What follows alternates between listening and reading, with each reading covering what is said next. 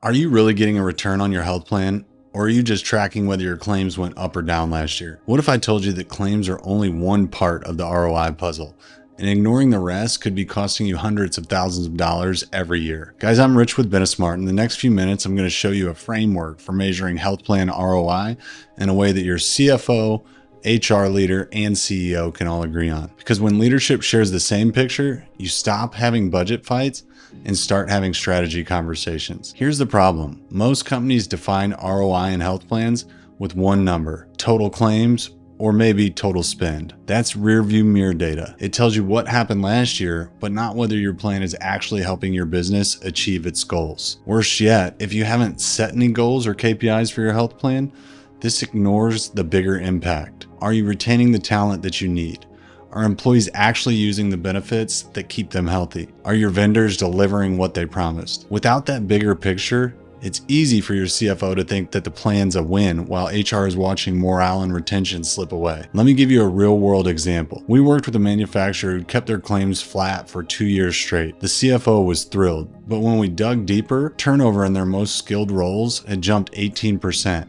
Every time they had to replace one of those employees cost between $22,000 and $25,000. In another case, a company tried to control spending by pushing employees into higher deductibles and coinsurance. The thinking was they'll shop around, but instead employees just delayed care. Within 18 months, the number of high-cost chronic claims spiked because conditions weren't being managed until they were serious. On paper, this plan looks fine, until you see the damage that it's doing outside of claims. That's why we use a 3-category framework for ROI. We look at financial metrics, the numbers your CFO needs to see; employee metrics, the people side that HR cares about; and operational metrics, the efficiency and service side that your CEO cares about. When you track all 3, you get the real ROI of your plan. Let's break them down. First, the financials.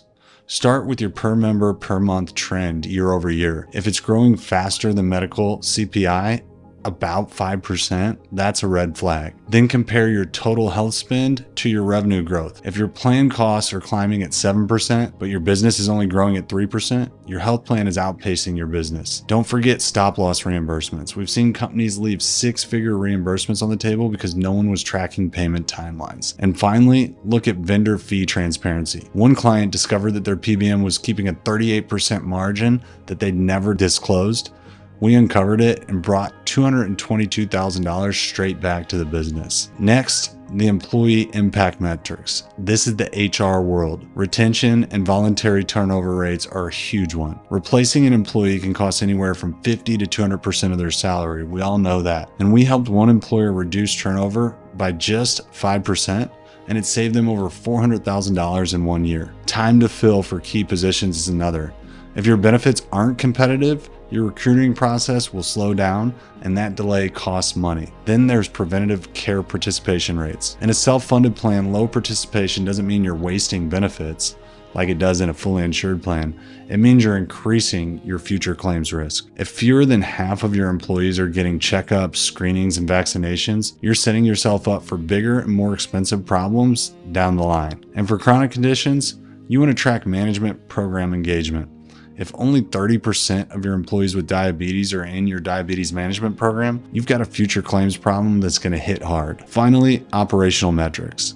The things that determine how efficiently your plan actually runs. Look at your claims adjudication speed, how quickly your TPA processes a clean claim and issues an explanation of benefits. Under 14 days is excellent. Once it starts creeping past 20 to 30 days, members begin to get frustrated because they can't see their costs, and providers start chasing them for payment. I've seen this all too often. Vendor responsiveness matters too. We saw one company cut average response time from 3 days to same day, and member satisfaction jumped 25%. Member experience scores like Net Promoter Scores will tell you how your employees feel about your plan. We do randomized surveys throughout the year that are anonymous that give us this kind of feedback. Anything under 30 means you've got major work to do. And don't just check if you have high value care options like direct contracts or centers of excellence.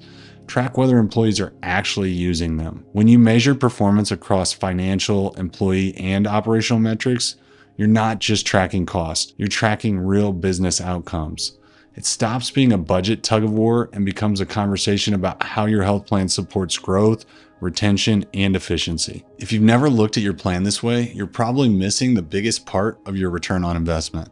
At Benesmart, we help mid-sized companies build these metrics into their decision-making, align leadership, and track performance year after year. If you're ready to move beyond claims-only thinking and start measuring what really matters, then reach out and let's talk.